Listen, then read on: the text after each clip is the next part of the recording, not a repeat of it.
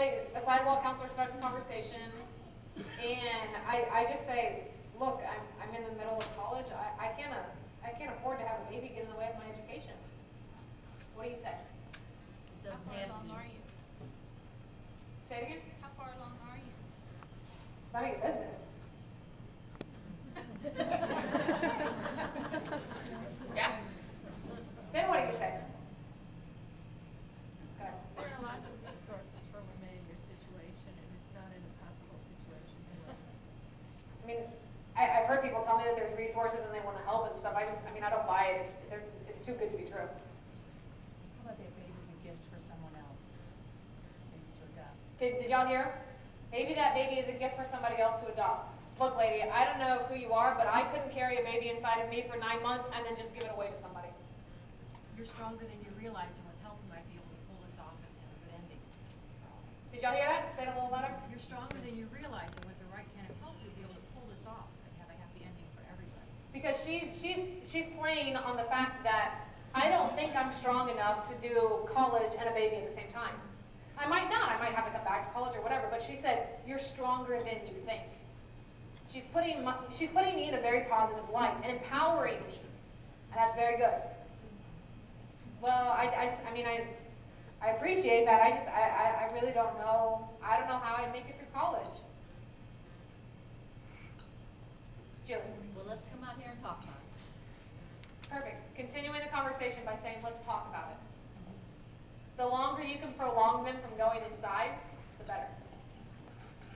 Well, I don't know what else there is really to talk about. I've kind of made up my mind. And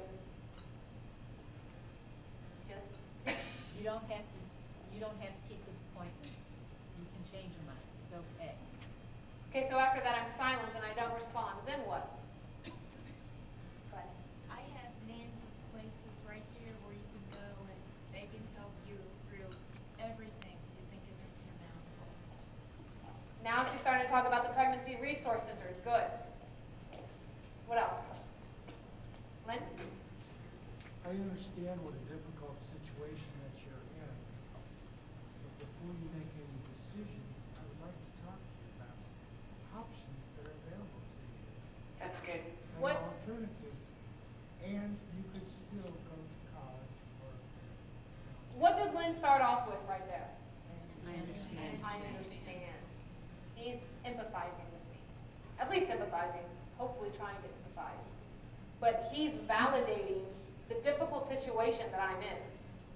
And that's strengthening that little bit of connection that's been forming in the last 30, 60 seconds.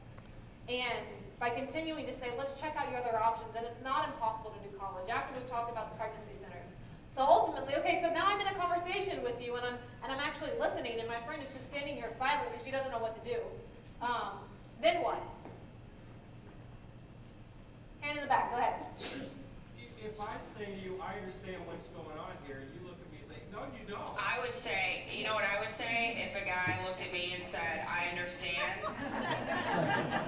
You don't even want to know what I would say. Well, maybe I say, I see where you're coming from here. I think I get your drift, but I don't say I understand, right? It's a little different. It's, you know, it's up to you. I mean, some women are going to take that a different way. You know, I just know that when I was a pro-choice person, No man. if a dude would have said that to me, I would have just torn him up and down, you know? I can only imagine. Yeah, so I think that that's probably better to say, like, you know, gosh, I can only imagine what this is like for you right now, or I can't even imagine what this is like for you right now, but gosh, I want to help you in any way I can. You know, I mean, for people that are in the audience that have actually experienced an abortion, your voice is so powerful because you can imagine and you do understand what that is like for them. And you are the most powerful sidewalk counselors that ever step foot in front of an abortion clinic. You know, and I tell people when I'm out in front of the clinic and I can be talking and talking and talking and saying, you know, oh, your baby has a heartbeat, and I can be saying all these things, but the minute I say, you know, I've had 2 abortions myself. They will pause. And so most of the time they'll turn around and look at me. Because that will stop them in their tracks. Because they're like, whoa, whoa, you've done this too. It makes them stop and think. Because they think that we're all out there and, we think that we're perfect and, we don't sin and all this kind of stuff. But it helps them understand that, hey, we're sinners too. And we've messed up too. And we're out here because we care about you and we don't want you to make those same mistakes that we have. And so if you're out here and you've experienced that, then I encourage you to really use your voice out there on the sidewalk because it really does make a difference. Kind of real quick, jumping back to the conversation we were talking about, ultimately, we want to get to the point where you mentioned the pregnancy resource centers. We want to encourage her to change her mind by going to the pregnancy centers. So that's kind of the goal of the conversation where we're getting. And I saw 2 hands. Go ahead. Doesn't matter.